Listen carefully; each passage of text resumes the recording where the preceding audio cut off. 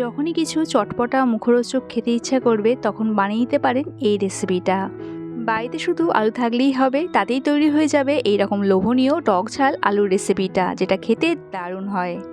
সবার প্রথমে আমি এখানে কিছু আলু নিয়ে নিয়েছি, ওজনে এটা 500 গ্রাম হবে। আর খোসা সমেত আলুটা আমি সেদ্ধ করে নিয়েছি, তবে পুরোপুরি সেদ্ধ করবেন না, জাস্ট 70 থেকে 80% মতন সেদ্ধ হবে, সেই রকম সেদ্ধ করলেই হবে। আলুর খোসাগুলো ছাড়িয়ে নিয়েছি, আর কিভাবে কাটছি একটু দেখুন। এইভাবে দুভাগে ভাগ করে এইভাবে একটু ব্যাকা করে কেটে নিতে হবে। এইভাবে কাটলে আলুগুলো রান্না করার সময় সহজে ভেঙে যাবে না।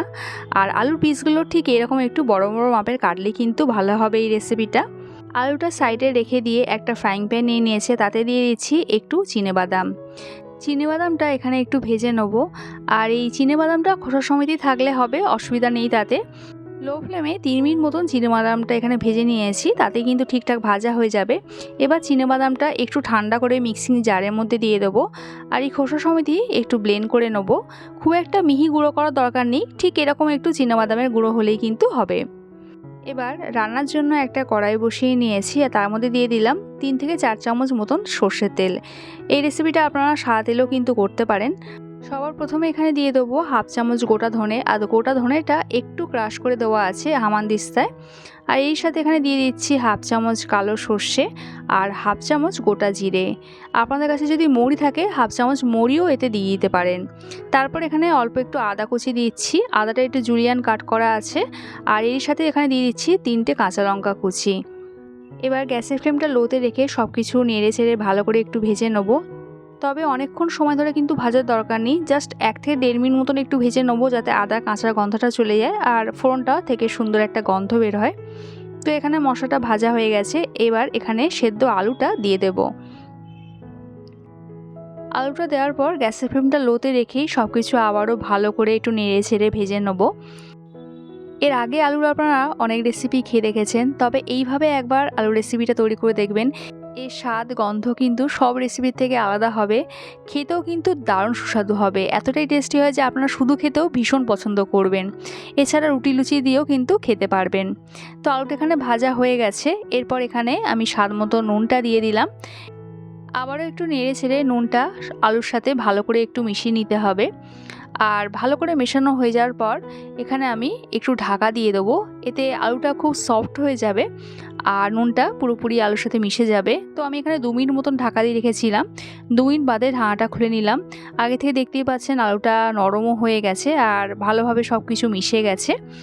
এই স্টেজে এখানে কিছু উপকরণ অ্যাড করব। সবার প্রথমে এখানে দিয়ে দিচ্ছি হাফ চামচ ধনে গুঁড়ো। আর একটু চটপটা সাদার জন্য এখানে দিয়ে দেবো অল্প একটু চিলি ফ্লেক্স। এতে দেখতেও ভালো লাগবে আর খেতেও ভালো লাগবে। এবার যে বাদামের গুঁড়োটা করে রেখেছিলাম সেটা এখানে দিয়ে দিলাম। এবার আবারও সব কিছু একটু ভালো করে মিশিয়ে নেবো নেড়ে ছেড়ে। এই রেসিপিটা কিন্তু একটু শুকনো শুকনোই হবে, এইভাবে নাড়তে কিন্তু রেসিপিটা তৈরি হবে, তাই একটু সময় ধরে রেসিপিটা তৈরি করতে হবে। খুব একটা বেশিক্ষণ কিন্তু লাগবে না, যেহেতু আলু সেদ্ধ আছে। ভালো করে মিশিয়ে নেওয়ার পর এখানে সামান্য একটু জল দিয়ে দিলাম। জলটা কিন্তু খুব কমই দিতে হবে। আমি এখানে হাফ কাপ মতন জল দিয়েছি, এতেই কিন্তু আলুটা পুরোপুরি সেদ্ধ হয়ে যাবে। তো জলটা এরকম আলুর সাথে মিশিয়ে নেওয়ার পর আবার একটু ঢাকা দিয়ে দিলাম 2 মিনিটের জন্য। গ্যাসের ফ্লেমটা কিন্তু লোতেই রাখতে হবে। 2 মিনিট বাদে ঢাকনাটা খুলে নিলাম। দেখতেই পাচ্ছেন জলটা এখানে পুরোপুরি শুকিয়ে গেছে। আর এবার আমি এখানে চেক করে নেবো যে আলুটা এখানে পুরোপুরি সেদ্ধ হয়েছে কিনা। তো এখানে দেখতেই পাচ্ছেন আলুটা ঠিকঠাক সেদ্ধ হয়ে গেছে আর রেসিপিটা এখানে প্রায় হয়ে এসেছে। তো এই স্টেজে আমি এখানে দিয়ে দিলাম হাফ চামচ চাট মশলা, এর বদলে ম্যাগি মশলাও দিতে পারেন। আর দিলাম এখানে অল্প একটু কসুরি মেথি। এই কসুরি মেথিটা দিলে এর টেস্টটা কিন্তু খুব ভালো আসবে, ফ্লেভারও দারুণ আসবে। আবার সব কিছু ভালো করে মিশিয়ে নেওয়ার পর আরও 1 মিনিট মতন একটু ঢাকা দিয়ে দিলাম, যাতে কসুরি মেথি আর চাট মশলার ফ্লেভারটা পুরোপুরি আলুর সাথে মিশে যায়। তো এখানে সব মশলা সব কিছু কিন্তু আলুর সাথে খুব ভালো করে মিশে গেছে। তো এই স্টেজে আমি গ্যাসটা বন্ধ করে দিলাম। আর তারপর এখানে দিয়ে দিচ্ছি একটা গোটা পাতিলেবুর রস, আর এর সাথে দিয়ে দিলাম ফ্রেশ ধনেপাতা কুচি। ব্যাস, এই ধনেপাতা কুচি আর লেবুর রসটা আলুর সাথে আবার একটু ভালো করে মিশিয়ে নিলেই রেডি আজকের আমাদের রেসিপি টক ঝাল মুখরোচক আলু, যেটা দেখতে যতটা লোভনীয় হয় খেতেও কিন্তু ততটাই সুস্বাদু হয়, ততটা মুখরোচক হয়। হঠাৎ করে কিছু মুখরোচক খেতে ইচ্ছা করলে এই রেসিপিটা একবার বানিয়ে দেখতে পারেন, দারুণ লাগে কিন্তু খেতে। আমার আজকের এই মুখরোচক আলুর রেসিপিটা যদি খেতে ভালো লাগে একটা লাইক কমেন্ট করা রইল। দেখা হচ্ছে আবার এক নতুন রেসিপির সাথে। সবাই সুস্থ থাকবেন, ভালো থাকবেন।